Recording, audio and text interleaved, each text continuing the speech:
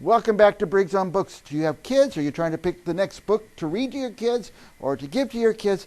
I've got an author on the show today. She did, I think, we'll find out, I think it's 23 books. A lot of books she did. And her name is Sonja McGiboney. Welcome, Sonja. Thank you, Mike, for having me on your show today. Am I right? 23 books? 23 books, yes. By the way, and what ages are these for? Anywhere from 2 through 8, second grade, third grade. I have books on alphabet. They're all concept books. Mhm. Some are alphabets and numbers. Some are, one is about friendship. One is about believing in yourself. So, yeah, all ranges, but they're good for all kids. Nice. I'm going to do this pitch up front. I usually do it at the end, but people keep swiping and they leave before we get to our pitch. Okay. If you've got kids, get these books. You want to be reading your kids lots of books, and you want to get them books and get books in the house. But if you have kids that are 2, 3, 4, 5, 6, 7, 8, guess what they're going to be doing every couple of weeks? They're going to be going to birthday parties. So don't go just order one book. Order five of each, or 6 or 10 of them. So when your kid goes to a birthday party, you got that gift sitting there. You don't have to run to the store. Also, I love to give my kids books as gifts when their birthdays and stuff. But when it's grandma's birthday, send her a book too. Send her a couple of books. So when those kids get to grandma's house, they love it, especially if they see their book that they have at home. Grandma has it too. They want to share that with grandma. So anyway, how important is it for kids to be read to, Sonja? It's very important, but I've designed my book so that kids can learn the words very simply and read it to themselves as well. That's So it's nice. not only a book a parent can read to their child, but the parent will use the cues from all the pictures and be able to read it themselves. Yeah, Um, a lot of times kids don't have to be read the book too many times so they start recognizing the shapes of the words and things like that. right, right. But these were designed specifically for emergent readers so that they could be successful at reading to themselves. That is great. Yes. So it wouldn't hurt to get the whole series, all 23, No, it wouldn't hurt at all. because they move the kids along, I would imagine, with different Yeah. concepts. By the way, I have here on the screen now your very first book. Is it Growing Up Jazzy? I'm having trouble seeing it. Growing Up Jazzy. And that is the book that actually started all the rest. Hmm. Jazzy is my dog, and she's actually sleeping right here next to me on a chair. And I'm a photographer as well. And you'll notice all my books have pictures of my dog in them. And her first book was really supposed to be just a photo album of her first year. Hmm. And then I wrote a poem, and then I sent that book to my nieces and my great nephews. And their mom called me up and said, "Do you have any more books like this?" I'm like, "No." But 8 years later, I had about 7 more. And after that, well, 6 years, I had 7 more. And in the last 2 years, I've done about 10. Right. So, It's amazing once you get going. Your first one takes forever, and once you figure it out and how to get it published and assembled and out there, you can get better and better at it. yes. Well, and it's hard as an author because if you don't know any other authors, Hmm. you don't know what you're doing. Yeah. And with my first book, I had it printed at a print company in Baltimore that does brochures and company flyers and manuals. Yeah. And there's no distribution in that, Right. you know. So like, okay, how are people going to learn about my books? So I spent the first 2 years running around to festivals just trying to sell them that way. But that Uh, gets tedious after a while. I'm going to put this cover back up again. Now, is this your dog in its first year? Yes, that was her as a puppy. And I want to go to this next one now, your most recent book. Oh, that's not even a dog. Ah, No, it's my first dog book that's not with Jazzy as a star. okay. I was going to say, now here's Jazziel grown up, and then it was a cat. So tell us But you can, about Animal Lessons. When did this come out? this came out just recently, a couple months ago, and I read all these children's books, but I've also been working on some adult novels. But I wanted to write something for kids that wasn't with my dog Jazzy, so that I'm not labeled the, oh, she's the dog author, Yeah.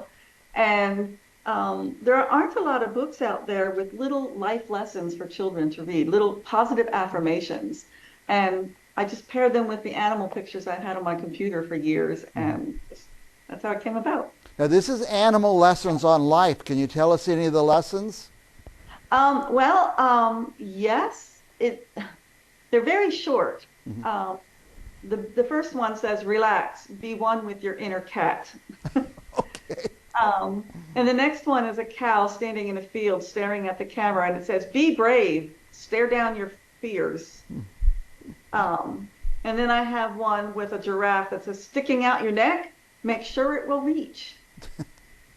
There's one with a seagull flying in the sky, and it's, "Seek out all your options, then hover before making decisions."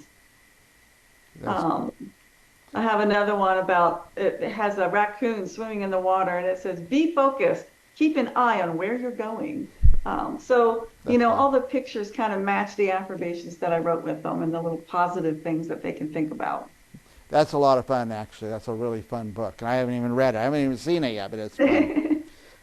Yeah, as I say, I like to give gifts of books, and when I go to Amazon, I'm not pushing Amazon. It's just easy for me. Click the button, it shows up, free shipping, and I never ever click the button once. I always buy 4 or 5 when it's books. So, Yeah.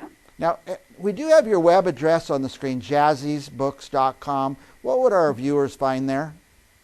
They will find a list of all my books, pictures of all the covers of my books, and links to the books on Amazon so you can purchase them on Amazon. Um, and they will also find activities for teachers to use. And I have a bibliography for other authors that are trying to learn about writing so that all the books that I've read about writing and what I thought about them and how they help me. I have links to Amazon, my Amazon author page where you can see all my books at one time on Amazon. So it's I also have a link to my TikTok page, Ah, which is just videos of Jazzy, lots of videos of Jazzy. I'm going to go right after this and look at that. I've just discovered TikTok. It's so fun. It is fun. I had to take it off my phone because I was on it all the time. Yeah. So I don't, you know. Yeah, I'm one who has to read, a book or more a week, and I've stopped reading books. I'm gonna have to remove the TikTok, so take up all of my Yeah. reading time. I have 3 books going at one time. I have Yeah, one on my phone, I have an audiobook, and I have one by my bedside. yeah, So yeah. I do just about exactly that same thing. What do you still go to the festivals and sell the books? I used to, yeah. For 2 years, I went all over Virginia, Pennsylvania, and Maryland.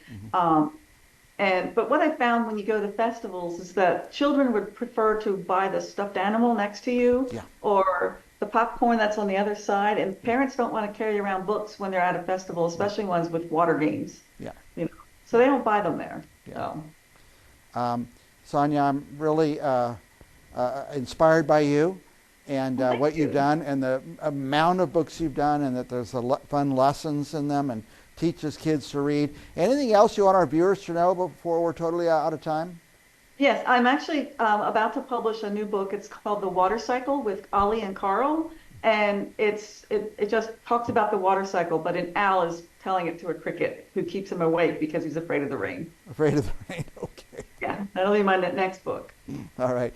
Thank you, Sonia, for Sonia. I keep saying it wrong. Yes. Sonia. It's so easy. Sonia McGiboney. Hmm. Sonia McGiboney. Thank you so much for coming on the show. I hope you'll come back again and again. I know you're going to have a lot of new books, and each time, come on back on the show. Well, thank you, Mike. And for our viewers, you can try to remember her name and search her on Amazon, or just go to jazziesbooks.com and you can get them all there. Thank you, Sonia, and we will be back with another author. So for our viewers, we'll be back with another author right after this.